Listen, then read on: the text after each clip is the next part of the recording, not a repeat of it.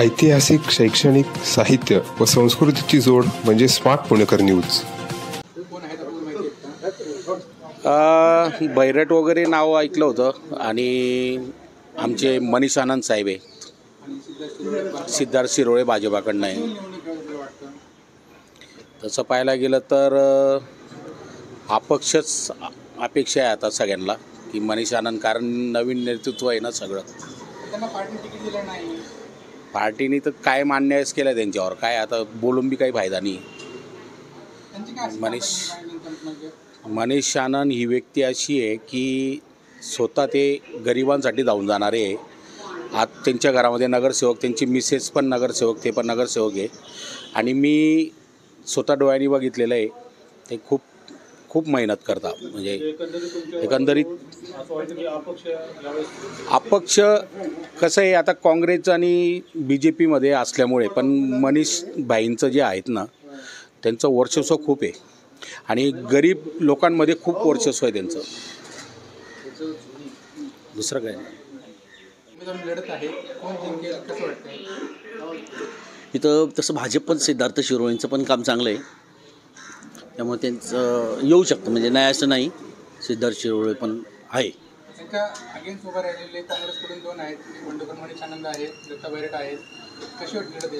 त्याच्यामुळं काय झाले, त्यांचे मतं डिवाईड झाले ना.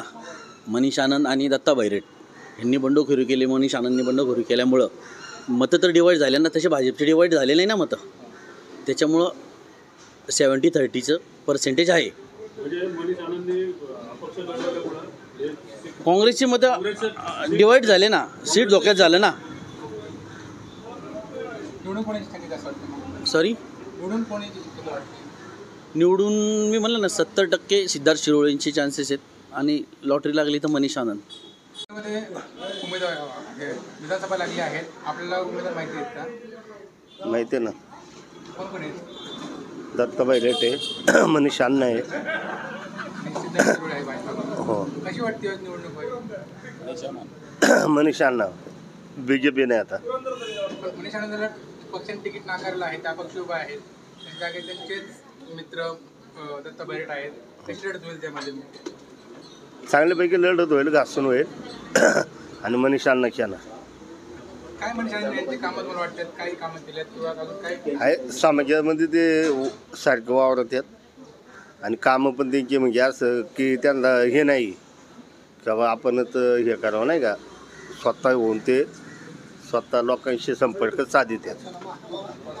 विधानसभा निवडून लागले आहेत, आपल्याला उमेदवार माहिती आहेत का? मनीष आनंद, आणखीन दोन आहेत त्यांचेच मित्र, शितोळे, दत्ता बैरट. कशी वाटते निवडणूक यावेळेस? तिरंगी लढत आहे. कोण उमेदवार जिंकून असं वाटतं आपल्याला? मनीष आनंद येईन असं वाटतंय. काय त्यांची काय कामं तुम्हाला आवडली किंवा? गरिबांना मदत केली, सगळ्या गरीब लोकांना मदत केली. करोनाच्या काळात भरपूर मदत केली. करोनाच्या काळात किराणाचे किट दिले सगळ्या लोकांना, हॉस्पिटलचं पाहिलं, सगळ्या गोष्टी केल्या त्यांनी. मनीष आनंदचेच मित्र दत्ता बैरट उभा आहेत, त्यांची कशी लढत, दोघात लढत कशी होईल? नाही, तिरंगत लढत होईल, दोघत नाही होणार, तिरंगत लढत होईल. काँग्रेसतर्फे दोघत होणारच की. हां, नाही, मनीष आनंदच होईल. माहिती आहेत का? हा, माहिती आहेत ना. मनीष अण्णा, शिरोळे आहेत, जगताप आहेत. कशी होईल निवडणूक यावेळेस आपलं वाटतं? आता बऱ्याच जणांच्या म्हणण्यानुसार तिरंगी लढत आहेच. तिरंगी लढतीमध्ये एक अपक्ष आणि एक अपक्ष उमेदवार हे काँग्रेसचे आहेत आणि भाजपाचे आहेत. कोण निवडून असं वाटतं मला? आता दरवेळी कसं आहे, लोकांचं भाजप पण आहे, काँग्रेस पण आहे. यांची सत्ता होती, काय कोणी का आजपर्यंत केलेलं नाही. सत्तेत आहे म्हटल्यानंतर तुमचं करणं काम आहे, तुम्ही त्याच्यापेक्षा वेगळं काय करत नाही. तुम्हाला निवडून दिले म्हटल्यानं काम करणं गरजेचंच आहे. त्यावेळेस मनीष अण्णाचं जरा आम्हाला वाटतंय अपक्ष निवडून येईल असं वाटतंय, कारण दोन्ही वेळेस दोघांना सत्ता देऊन काही केलेलं नाही बऱ्यापैकी. तर मनीष अण्णांचं यावेळेस पार्ट जड वाटते थोडं. उद्या मोदी साहेब पुण्यात येत आहेत, तर त्यांच्याने काय फरक पडेल का? मोदी साहेब याच्या अगोदर पण येत होते, आता सुद्धा आले, तरी लोकांना आता सगळं कळालेलं आहे. या 10 वर्षात सगळं कळालेलं आहे. काँग्रेसची सत्ता होती, भाजपची सत्ता होती, सगळ्या गोष्टी कळालेल्या आहेत. त्यामुळे आता जे लोक आहेत सगळे हुशार झालेले आहेत. आता मनीष अण्णांचा जे काय आहे पार्टी जड वाटते या मतदारसंघात. आपण युवक आहात, गेले कित्येक वर्ष राजकारण बघताय, नेमकं महाराष्ट्रात कोणाची सरकार येईल तुम्हाला असं वाटतं? आता सगळ्यांचे जे काय आत्तापर्यंत म्हणणं आहे की बाबा सत्ताधारी आत्ता जे आहेत, काही लोकांचं म्हणणं आहे की आघाडीचे जे आहेत, तर ह्याच्यात आता कोणावर माझा तर विश्वास नाही आहे.